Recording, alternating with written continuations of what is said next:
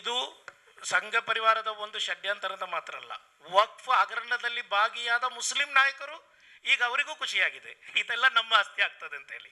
ಕಳೆದ 50 ವರ್ಷಗಳಿಂದ ಯಾರು ಕಬಳಿಕೆ ಮಾಡಿಟ್ಟಿದ್ದಾರೆ ಅವರು ಅದಕ್ಕೆ ಯಾರು ಹೋರಾಟಕ್ಕೆ ಧುಮುಕ್ತಾ ಇಲ್ಲ, ಅದಕ್ಕಾಗಿ ಉಲ್ಮಾಗಲೇ ಹೋರಾಟಕ್ಕೆ ಇಳಿದಿದ್ದಾರೆ. ವಕ್ಫ್ ಆಸ್ತಿಗಳು ಎಷ್ಟಿದೆ ಅಂತ ನಿಮ್ಗೆ ಗೊತ್ತಿದೆ, ಅದು ಅನ್ಯಾಧೀನವಾಗಿರೋದು ಗೊತ್ತಿದೆ. ಈಗಲೂ ಪಾಕಿಸ್ತಾನ ವಿಭಜನೆಗೊಂಡ ನಂತರ ಪಂಜಾಬಲ್ಲಿ ಸಾವಿರಾರು ಎಕರೆ ಜಾಗ ಇದೆ, ಇವಾಕ್ಯೂ ಲ್ಯಾಂಡ್ಸ್ ಅಂತೇಳಿ.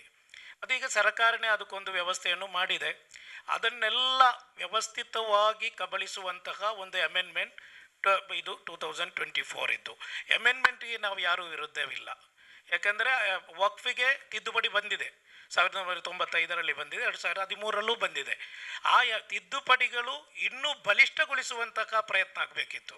ಇಲ್ಲಿ ಕಬಳಿಸುವಂತಹ ಪ್ರಯತ್ನ, ಮುಸ್ಲಿಂ ಸಮುದಾಯವನ್ನು ಸರ್ವನಾಶ ಮಾಡುವಂತಹ ಒಂದು ತಿದ್ದುಪಡಿಯಾಗಿದೆ 2024ರ ಈ ತಿದ್ದುಪಡಿ. ಇಷ್ಟು ಒಂದು ವಿವಾದಗಳು ಬರ್ತದೆ, ಅದೇ ರೀತಿಯಲ್ಲಿ ಸಣ್ಣ ಪುಟ್ಟ ಅಭಿಪ್ರಾಯ ವ್ಯತ್ಯಾಸಗಳು ಬರುತ್ತೆ. ಅದರೊಟ್ಟಿಗೆ ಇದು ದೊಡ್ಡದಾದಂಥ ಸ್ವತ್ತು, ಎಲ್ಲರಿಗೂ ಬೋರ್ಡ್ ಇದೆ ಅಲ್ಲ, ವಕ್ಫ್ ಬೋರ್ಡ್ ಥರನೇ 14 ಬೋರ್ಡ್ಗಳಿವೆ. ಅದೇ ರೀತಿಯಲ್ಲಿ ಹಿಂದೂ ಎಂಡೋಮೆಂಟ್ ಬೋರ್ಡ್ ಇದೆ, ಸಿಖ್ಖರಿಗೆ ಗುರುದ್ವಾರ ಪ್ರಬಂಧಕ್ಕಿದೆ, ಅಲ್ಲಿ ಏನೂ ತೊಂದರೆ ಇಲ್ಲ. ಇಲ್ಲಿ ವಕ್ಫ್ ಬೋರ್ಡಲ್ಲಿ ಮಾತ್ರ ಈ ತೊಂದರೆ. ಇದು ಷಡ್ಯಂತರದ ಒಂದು ಭಾಗ. ಇಲ್ಲ, ಒಳ್ಳೆಯ ತಿದ್ದುಪಡಿಯನ್ನು ನಾವು ವಿರೋಧಿಸಿಲ್ಲ. 40 ತಿದ್ದುಪಡಿಗಳಿದೆ, ಈಗ 14 ತಿದ್ದುಪಡಿಗಳನ್ನು ಸೇರಿಸಲಾಗಿದೆ, ಟೋಟಲ್ 54 ತಿದ್ದುಪಡಿಗಳಿವೆ. ನಾವು ಇಂಪಾರ್ಟೆಂಟ್ ತಿದ್ದುಪಡಿಯನ್ನು ಹೇಳಿದ್ದೀವಿ. ಸೆಕ್ಷನ್ 3R ಅಲ್ಲಿ 3R ಅಲ್ಲಿ ವ್ಯಾಜ ಬಂದರೆ ಅದು DC ಅವರ ಹತ್ರ ಹೋಗಬೇಕು, ಟ್ರಿಬ್ಯುನಲ್ಗೆ ಹೋಗುವಂಗಿಲ್ಲ. ಅದೇ ರೀತಿಯಲ್ಲಿ ಹೈಕೋರ್ಟಿಗೆ ಹೋಗುವಂಗಿಲ್ಲ, ಸುಪ್ರೀಂ ಕೋರ್ಟಿಗೆ ಹೋಗುವಂಗಿಲ್ಲ. DC ತೀರ್ಮಾನ ಮಾಡುವ, ತನಿಖೆ ಮಾಡಿ ಮುಗಿಸುವ ತನಕ ಅದು ಸರ್ಕಾರದ ಆಸ್ತಿ ಅಂತ ಹೇಳಲಾಗಿದೆ.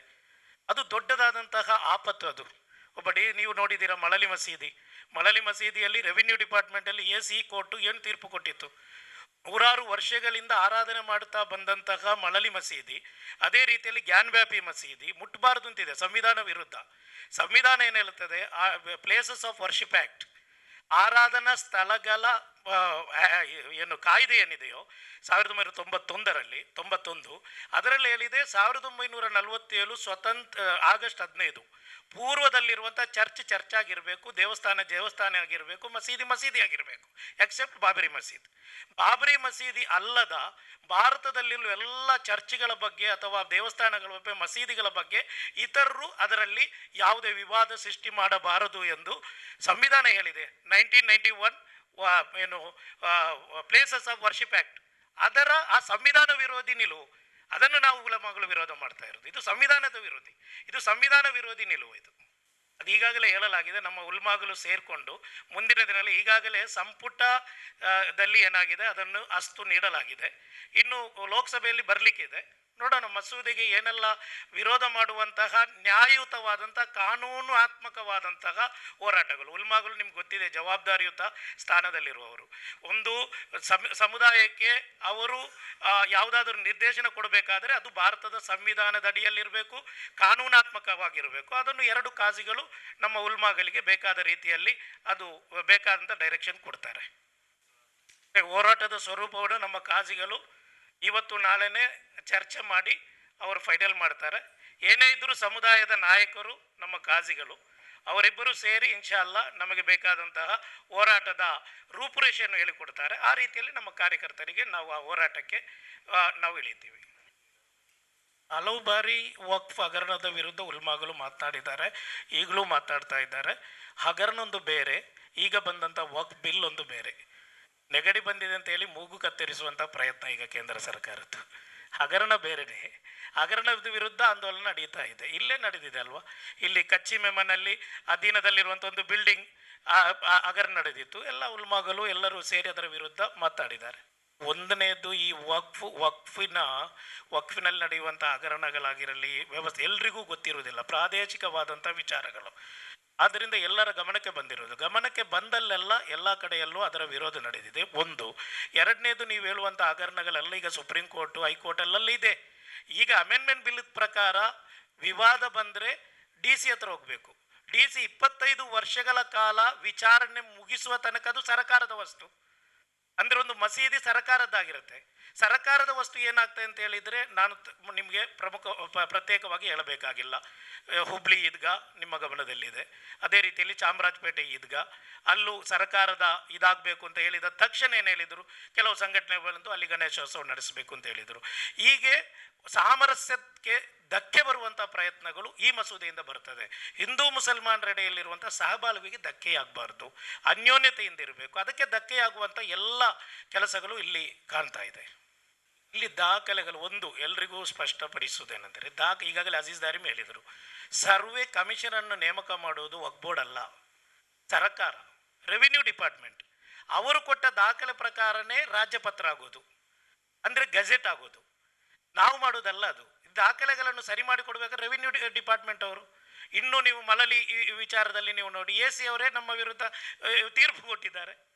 100 ವರ್ಷಗಳಿಂದ ಆರಾಧನೆ ಮಾಡಿದಂಥ ಮಸೀದಿ, ನಾನು ಮಳಲಿ ಮಸೀದಿ ಮತ್ತೆ ಮತ್ತೆ ಯಾಕೆ ಹೇಳ್ತೇನೆ ಅಂತ ಹೇಳಿದರೆ, ದಕ್ಷಿಣ ಕನ್ನಡ ಜಿಲ್ಲೆಯ ಒಂದು ವಿವಾದ, ಆದ್ದರಿಂದ ಹೇಳ್ತಾ ಇರೋದು. ಅದೇ ಜ್ಞಾನವ್ಯಾಪಿ, ಅದೇ ಈಗಿರೋದು. ಈಗ ಇದರ ಪ್ರಮುಖ ಉದ್ದೇಶ ಏನಂತ ಹೇಳಿದರೆ, ದೆಹಲಿಯಲ್ಲಿ ಮಾತ್ರ 123 ವಕ್ಫ್ ಬೈ ಯೂಸರ್ ಸ್ವತ್ತುಗಳಿವೆ.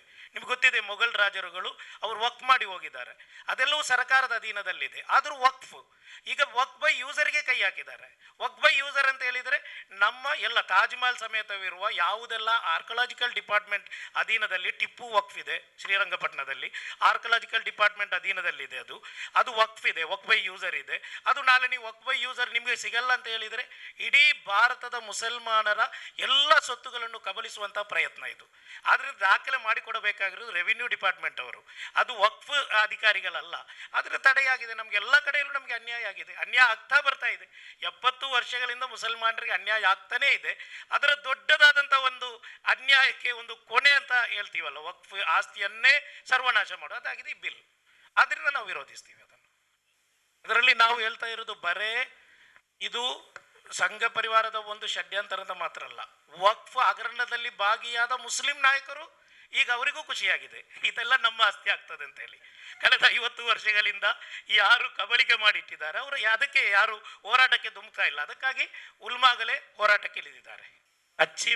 ಕಚ್ಚಿ ಮೆಮನ್ ಮಸೀದಿ ಅಧೀನದಲ್ಲಿ ಕೆನರಾ ಸ್ಕೂಲ್ ಇದೆ. ಕೆನರಾ ಸ್ಕೂಲಲ್ಲಿ 1 ಎಕರೆ 10 ಸೆಂಟ್ ಜಾಗ, ಅದು ಆವತ್ತು ನಮ್ಮ ಮುತವಲ್ಲಿ ಅವರಿಗೆ ಲೀಸಿಗೆ ಕೊಟ್ಟಿದ್ದರು. ಕಳೆದ 12 ವರ್ಷಗಳ ಮುಂಚೆ ತನಕ ಕೆನರಾ ಸ್ಕೂಲ್ನಿಂದ 100 ರೂಪಾಯಿ ನಮಗೆ ಆದಾಯ ಬರ್ತಾ ಇತ್ತು. ವಕ್ಫಿಗೆ ಲೀಸ್ ದುಡ್ಡು ಕೊಡ್ತಾ ಇದ್ದರು. ಅಲ್ಲಿ 2 ಮುಸ್ಲಿಂ ಮಕ್ಕಳಿಗೆ ಉರ್ದು ಪಾಠ ಕೊಡಬೇಕು ಅಂತ ಆವತ್ತು 100 ವರ್ಷ ಮುಂಚೆ ಆದಂಥ ಲೀಸು. ಇವತ್ತದು ಕೆನರಾ ಸ್ಕೂಲ್ ಅವರದು ಕೊಡ್ತಾ ಇಲ್ಲ. ಆ ರೀತಿಯಲ್ಲಿ ಈಗ ನೋಡಿ, ಅದನ್ನು ಹೋರಾಟಕ್ಕೆ ಇಳಿದ್ರೆ ಇಲ್ಲಿ ಏನಾಗ್ತದೆ ನೀವು ನೋಡಿ, ನೀವೇ ಹೇಳಿ, ಪತ್ರ ಮಾಧ್ಯಮದವರು ಹೇಳಿ. ಕೆನರಾ ಸ್ಕೂಲ್ ವಿರುದ್ಧ ನಾಳೆ ಲಕ್ಕಿ ಸ್ಟಾರ್ ನಾಸಿರ್ ಮತ್ತು ನಮ್ಮ ಅಧಿಕಾರಿಗಳು ಹೋಗಿ ಅದು ನಮ್ಮ ಜಾಗ ಅಂತ ಹೇಳ್ತಾರೆ. ನೀವೇನು ಹೇಳ್ತೀರಾ? ಅದು ನಮ್ಮ ಜಾಗ ಅಂತೇಳಿ ದಾಖಲೆಯಲ್ಲೇ ಇದೆ, ಕೆನರಾ ಸ್ಕೂಲ್ ನಮ್ಮದು ಅಂತೇಳಿ, ಕಚ್ಚಿ ಮೆಮನ್. ಅದೇ ರೀತಿಯಲ್ಲಿ ಬಂದರ್ನಲ್ಲಿ ಒಂದು ದೊಡ್ಡ ಇದು, ಅದು ನಮಗೆ ಹೈಕೋರ್ಟಲ್ಲಿ ನಮ್ಮದು ಅಂತ ತೀರ್ಪು ಬಂದಿದೆ. ಈಗ ಟ್ರಿಬ್ಯುನಲ್ ಇದೆ, ವಕ್ಫ್ ಟ್ರಿಬ್ಯುನಲ್ ಇದೆ. ವಕ್ಫ್ ಟ್ರಿಬ್ಯುನಲ್ ಒಂದು ವೇಳೆ ನಮ್ಮದೇ ಆಗಿದ್ದರೆ, ಟ್ರಿಬ್ಯುನಲ್ ಎಲ್ಲ ನಮ್ಮ ಪರವಾಗಿ ಆದೇಶ ಬರಬೇಕಾಗಿತ್ತು. ಅತಿ ಹೆಚ್ಚು ವಕ್ಫ್ ಟ್ರಿಬ್ಯುನಲಲ್ಲಿ ವಕ್ಫ್ ನ್ಯಾಯಮಂಡಳಿಯಲ್ಲಿ ಬಂದಿರುವಂಥ ಆದೇಶ ವಕ್ಫ್ ಬೋರ್ಡ್ ವಿರುದ್ಧನೇ.